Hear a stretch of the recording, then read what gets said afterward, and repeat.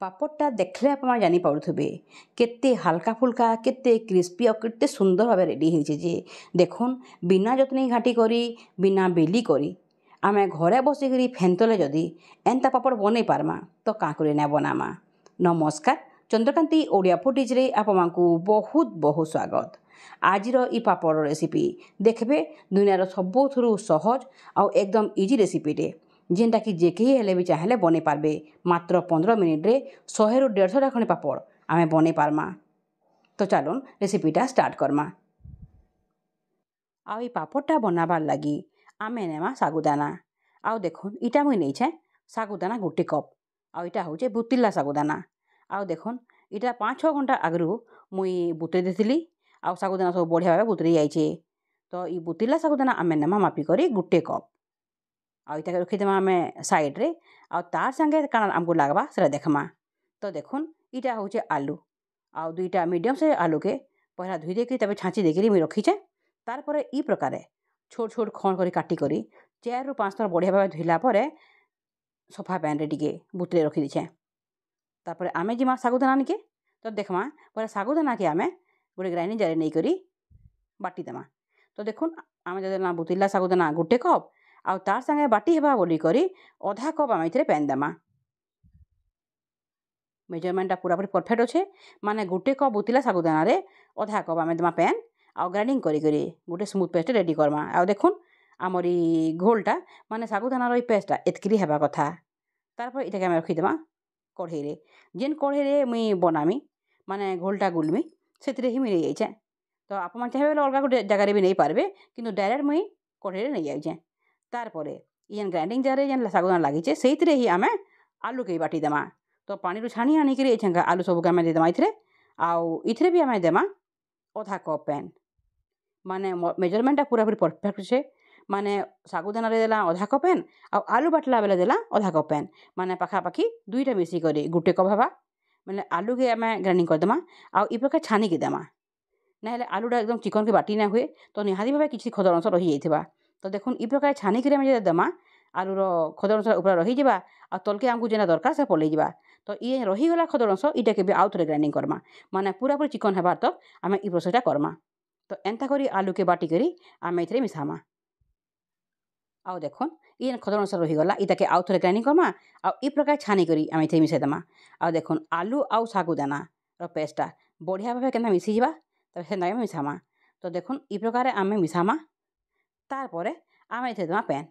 आमे आलू के आउ सागुदाना के बाटवा लाई 1 कप यूज करिछु। तार परे आम इटा बढ़िया भाबे मिसी गला परे आमे इथरे देमा आउ 3 कप पैन माने टोटल आमे 4 कप पैन इथरे देबा कथा। तो आमे 1 कप यूज कर सारिछु। तार संगे एछंगा आमे इथरे देमा 3 कप पैन। देखुन 2 कप हैला इटा लास्ट 1 कप माने 3 कप पैन देला आमे इथरे। तो सबु के बढ़िया भाबे घांटी देकरी आमे मिक्स कर देमा। आ देखुन गोटे पूरा पूरी पतला गोटे घोलटे रेडी हे जाइछे। एछंगा आमे गैस रे नहे बसाऊ किंतु ई पैन पुरा सब दे सारला परे आमे एछंगा इटाके बसामा गैस रे। और गैस रो फ्लेमटा एकदम लो रखी करी आमे कंटिन्यूअसली घांटी घांटी इटाके पहला आमे सिझामा आलू आउ सागुदानार पेस्टटा। आउ देखुन एछा गैस रो फ्लेम के एकदम लो रखी करी इटाके कंटिन्यूअसली आमे घांटी घांटी आमरी घोलटा बनामा। और हाथटा बंद नहीं करबे नहेले सागुदानाटा तले बसी जिबा। तो हेति लगी कंटिन्यूअसली आमे घाटमा। आ देखुन किछि टाइम घाटला परे इतार कलरटा भी धीरे धीरे चेंज हेतेल जिबा और टिके टिके ट्रांसपेरेंट हे जिबा माने सागुदानाटा पूरा पूरी ट्रांसपेरेंट हे जिबा देखबे धीरे धीरे करी माने 5-7 मिनिट भितरे इतार कलरटा पूरा पूरी चेंज हे जायसी। आउ देखुन ई भितरे 2-3 मिनिट हे गला न आ हमरी घोलटा टिके बहलिया हे आसला न। देखुन कंटिन्यूअसली घांटी घांटी जेते बेला आमे ताके बनामा ई प्रकारे घोलटा टिके टिके हल्का हल्का बहलिया हे आसबा। गैस फ्लेम के बिल्कुल भी हाई नहीं करबे पूरा पूरी लो फ्लेम रे आमे गैस के रखितमा आ ई घोलटा बनामा। जेतकी कम आंच रे हमरी घोलटा सिझबा सेतकी बढ़िया भाबे हमर पापड़टा रेडी हेबा। माने पापड़टा जेते बाहर करमा जेन पॉलिथिन रे पकामा सेइथुरु बढ़िया करी बाहरी जिबा माने नहीं फाटी करी बहुत सुंदर भाबे हमर पूरा गोल गोल पापड़ आमे बाहर करी पारमा। तो जाके हमर सिझाबार बहुत जरूरी है। तो हेति लगी गैस फ्लेम के एकदम लो रखी करी आमे घोलटा बनामा। आउ देखुन पाखापाखी 7 मिनिट रु 8 मिनिट हला परे एछंगा ता कलरटा चेंज हे करी पूरा पूरी ट्रांसपेरेंट हे गला न। एछंगा ई प्रकारे हमर ई घोलटा हेबा कथा। आउ देखबे धीरे धीरे करी हमर गैसटा एकदम लोरे थिले भी इटा टिके डब डब फुटवा हेते जानबे जहाँ पापड़ ई घोलटा ही आसलान बोलिकरी। आउ देखुन धीरे धीरे करी इटा केन्ता बबल्स माने बाहरुचे माने इटा टिके टिके फुटी फुटी आसलान। देखुन आउ इटा टिके बहलिया भी हेगलान आमको जितकी दरकार से हिसाब रे या देखुन केन्ता बबल्स माने तलु बाहरुचे एन्ता हेबार कथा माने एतकिरी माने गैसटा कम थिबा फिर भी ई प्रकार बबल्सटा बाहरबा माने धीरे धीरे करी आमर ई घोलटा बढ़िया भाबे सिझी गलान। आउ देखुन केते बढ़िया तार ट्रांसपेरेंट हेकरी रेडी हेइचे।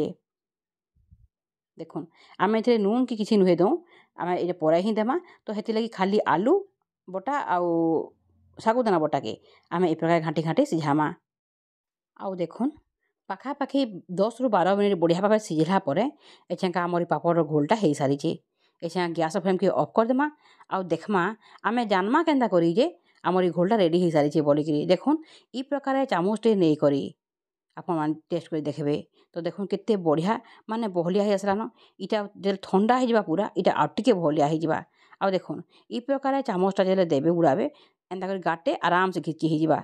आउ देखुन तलर चामचटा जना पड़ुछे माने जानबे जे छा पापड़ घोलटा रेडी हे सारिचे बोली। एछेंगा इटा टिके ठंडा ही आसला बेलके आमे थे देमा नून आ नूनटा टिके कम करके देथिबे काहे पापड़टा जेले सुखी जिबा नूनटा बहुत लागि जायसी तो हेति लगी जितकी दरकार तानो कम देमा आमे नून।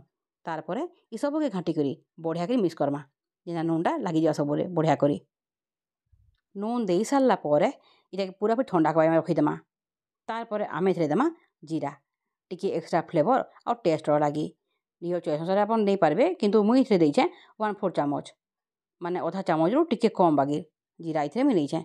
आउ देखुन सबु के भल भाबे घाटी देकरी मिक्स करमा। आउ देखुन इटा जेले पूरा पूरी ठंडा हे गलान हमर ई घोलटा देखुन केते बहलिया हे गलान जे एछेंगा पापड़ बनाबार लागी पूरा पूरी परफेक्टली रेडी हेइचे।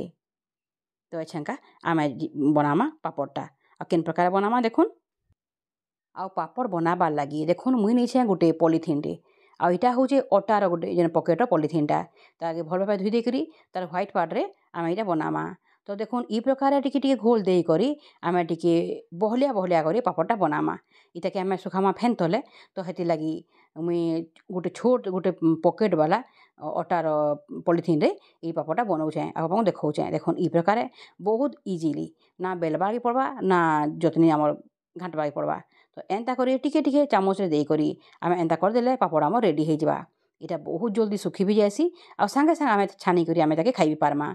इटा फैन तले सुखामा एतकी मुई जेना देखौछे आपा मानकू तार संगे किछिटा मुई पापड़ के खरारे भी देइथिली जेनटा खरारे देमा सेटा सकाले बनले संध्यारे आमे छानी खाइ पारमा किंतु फैन रे देलाटा गुटे दिन पूरा लागि जायसी।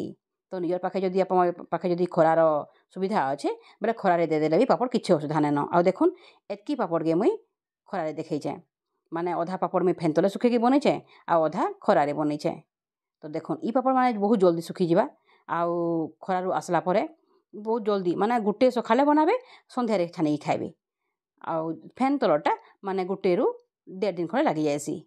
तो आपन चॉइस अनुसार आपन सुविधा अनुसार जेनटा आपन पसंद लागबा सेना करि पारबे। आ देखुन पापड़ जेले हेइ सारलान ई प्रकार सब पापड़ रेडी हेइचे।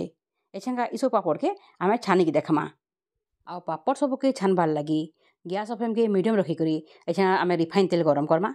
तेलटा मीडियम गरम थिबा ना पूरा बेसी गरम थिबा ना कम गरम थिबा सेंता मीडियम फ्लेम रे गरम करमा आ मीडियम हिट थिबा तक आमे तेल गरम करमा आ ई प्रकार गोटे गोटे पापड़ छानमा।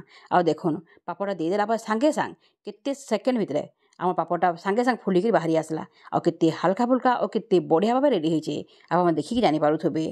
आजिर ई पापड़ रेसिपी अति सहज भाबे आपन शेयर करिछे भाबुछे आपन भल लागिथिबा। जदि भल लागला लाइक टे निहाती भाबे करबे आ के जदि नुआ करी देखुछन चैनल के बेले सब्सक्राइब हुआ के बिल्कुल नै भूलबे। इटा होची आपन निजर संबलपुरी भाषा गोटे कुकिंग चैनल टे नियर फ्रेंड्स और रिलेटिव माको संगे शेयर भी करूँ। आज रहुछे फिर गोटे रेसिपी संगे बहुत जल्दी आसमी फिर परमा रहुछे जुहार।